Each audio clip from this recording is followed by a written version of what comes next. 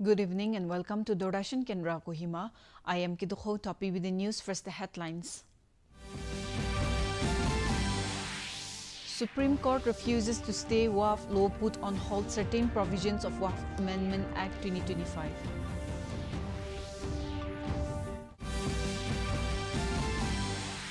Finance Minister Nirmala Sitharaman calls for regulations of AI to match the pace of its growth.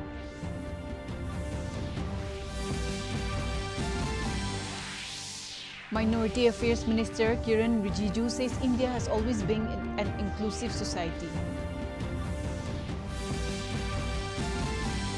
And Unified Payments Interface raises daily person-to-merchant payment limit to 10 lakh rupees. Now the news in detail. The Supreme Court has refused to stay the Waqf law but put on hold certain provisions of the Waqf Amendment Act 2025. The clause requiring a person to be a practicing Muslim for 5 years before dedicating property as Waqf have been stayed. The top court ruled that this clause will remain suspended until state governments frame new rules to determine such conditions. Pronouncing an interim order, a bench comprising Chief Justice B.R. Gavai and Justice Augustus George Mashi said that it considered a prima facie challenging to each of the section and found no case was made out to stay the entire status. The provision allowing a government-designated officer to decide disputes on whether Waqf property encroaches on government land has also been stayed, with the court observing that executive officers cannot adjudicate citizens' rights as this will violate separation of powers. The court also restricted the creation of third-party rights over such disputed properties until tribunal decide the matter. The court has also addressed the provision of the inclusion of non-Muslim in the Waqf bodies. The provision allowing the nomination of non-Muslim members to the Waqf board have been stayed. However, the court observed that as far as possible, the ex officio members of the board should be a Muslim person.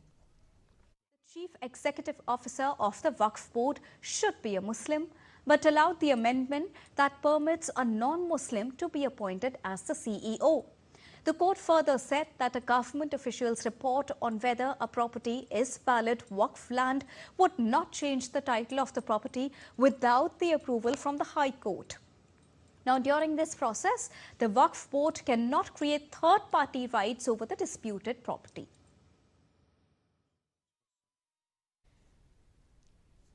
Union Finance Minister Nirmala Sitharaman has said that if artificial intelligence is sprinting, then the regulations should also run the race equally.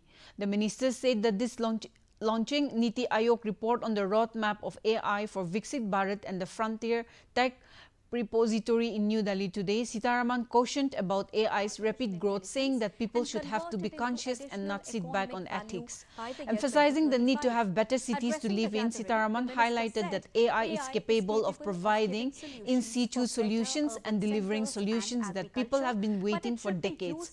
She further said that AI-assisted technology should be adopted in all districts of India to bring development.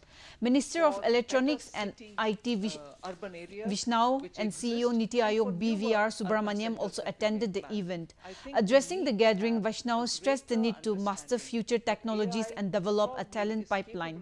Underlining that the world is going through turbulence, the minister said that under the leadership of Prime Minister Narendra Modi, India is growing rapidly. He further added that today's India's growth is inclusive, robust on the back of strong technology.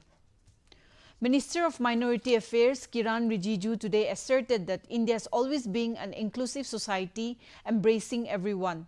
The groundbreaking ceremony of the Center of Excellence in Heritage Language and Cultural Studies at the Kalina campus of Mumbai University was conducted by the minister. Addressing the occasion, Rijiju stated that this is not merely the beginning of a course, but the laying of a strong foundation for India's bright future rooted in its cultural heritage. Highlighting the various initiatives taken up by his ministry, such as the Geo-Parsi scheme for the development of minority communities, he stressed the importance of Sabka Saath, Sabka Vikas, Sabka Prayas. Rijiju remarked that Mumbai plays a crucial role in India's growth and praised Mumbai University for its unique importance in the academic sphere with its rich legacy. He reiterated that Prime Minister Narendra Modi's visions of Viksit Bharat by 2047 and expressed confidence that India is on the right track to achieve this goal. He added that the way forward lies in Atmanirbhar Bharat and called upon Mumbai University to play a catalytic role in this journey. He underscored the importance of cohesion in society in order to realize this vision. Rijiju criticized report of deteriorating human rights conditions in India and affirmed that no other country in the world cares for its minority the way India does and that no one is unsafe in India. The Income Tax Department has dismissed a fake news circulated on social media platforms claiming that the due date of filing income tax return has been further extended to 30th September from 15th September. In a social media post, the department said that the official last date for filing ITRs remained 15th of this month. The department advised taxpayers to reply on its official social media handles to ensure smooth filing and related services. The Income Tax Department highlighted that its help desk is operating 24 hours. It added that assistance is being offered through calls, live chats, WebEx sessions, and also via social media platforms. The Department of Youth Resources and Sports organized the district-level youth festival on Saturday at the Cultural Hall, Shamator, under the theme Viksit Bharat 2047 and the role of creator economy. During the festival, Sung So Si of Shamator College won the declamation competition, while the Christian High School bagged the folk song title and St. Xavier Higher Secondary School won the folk dance contest. On behalf of the department, District Sports Officer Atrong Yimchunger lauded the enthusiastic participants of the youth and motivated them to take active part during such programs. Let us now take a short break. Oh, lovely. Well done. अब होगा बड़ा studio, नया camera, नई lights, लगे हाथ नई car भी ले लो उसी लोन से। नो, लोन लिए गए काम में ही लगाओ, समय से EMI चुकाओ, क्रेडिट स्कोर बढ़ाओ और अगला लोन आसानी से पाओ। कार नहीं तो मेरी फोटो तो ले लो। आप कौन? RBI कहता है वित्तीय समझदारी समृद्ध नारी। Welcome back. The first ever one-day free chess coaching camp was organized by Shamator District Chess Association under the theme Sharpening Minds, Rising Together. The camp held at Government Middle School A Shamator was aimed at developing chess skills, thinking and sportsmanship among participants. Addressing the participants, SDO Bodhi Kafo and ESC Shamator Kudazo Suro urged the children to approach chess not merely as a pastime but as a discipline that parallels life's challenges. 5 trainers took the responsibility to teach how to play and board game. Altogether, 40 enthusiastic students participated in the event. Unified Payment Interface user can now make person-to-merchant transaction up to 10 lakh rupees within 24 hours with verified merchant for specific categories effective from today. The National Payments Corporation of India has raised the single transaction limit for P2M transaction to 5 lakh rupees in specified categories. According to the circular issued by NPCI last month, per transaction limit have been raised up to 5 lakh rupees while the daily aggregate limit have been increased to 10 lakh rupees in insurance premium, capital markets, travel, collections and government e-marketplace. However, the limit for person-to-person transfer remain unchanged at 1 lakh rupees per day. For investment in capital market and insurance, the per transaction limit have been increased from 2 lakh rupees to 5 lakh rupees with a maximum of 10 lakh rupees per day. Nepal's interim Prime Minister Sushila Karki unveiled cabinet roles today for 3 figures with reformist and anti-graft credentials to lead the Himalayan National after deadly violence led to parliament dissolution. The Finance Ministry will be headed by Rameshwar Prasad Kanal, the President's office said in a statement, adding that he has been sworn in by President Ramchandra Paudel. The Energy Minister goes to former State Power Utility Chief Kulman G. Singh. The Home Minister will be Om Prakash Aryal, a chief lawyer and advisor to the Mayor of Kathmandu, the capital, who launched legal battles on various issues of public interest. Were sworn into their office on Monday. These ministers have formerly held powerful positions and are credited for formidable work during their tenures. Meanwhile, senior advocate Sabita Bhandari has been appointed as the new Attorney General, who is the first woman to be appointed at this position. She was appointed to the post on the recommendation of Prime Minister Sushila Karki in accordance with Article 157 of the Constitution of Nepal. Kohima marked a sporting milestone on Saturday with the launching of first ever women badminton tournament at NLA Stadium. The event was held under the aegis of Kohima District Badminton Association, powered by Swachh Bharat Mission Urban 2.0, Department of Women Resources Development and KDBA.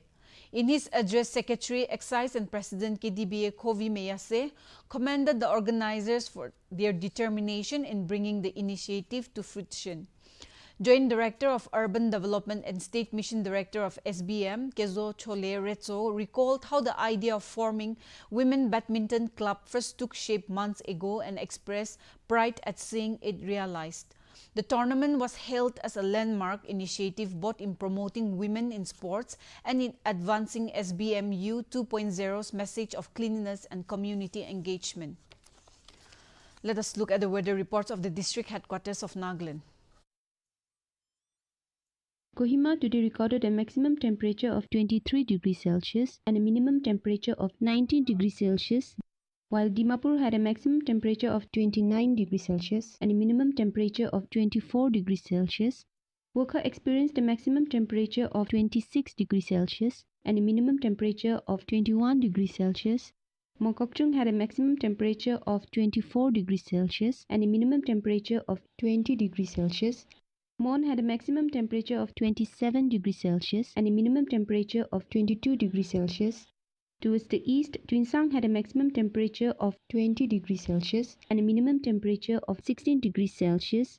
Zinabuto had a maximum temperature of 23 degrees Celsius and a minimum temperature of 18 degrees Celsius. Phak had a maximum temperature of 23 degrees Celsius and a minimum temperature of 16 degrees Celsius. That's all for. To end the news, here's the recap of the main points. Supreme Court refuses to stay WAF law, put on hold certain provision of WAF Amendment Act 2025.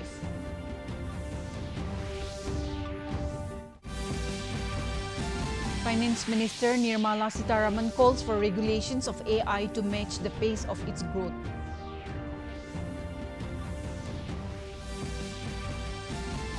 Minority Affairs Minister Kiren Rijiju says India has always been an inclusive society.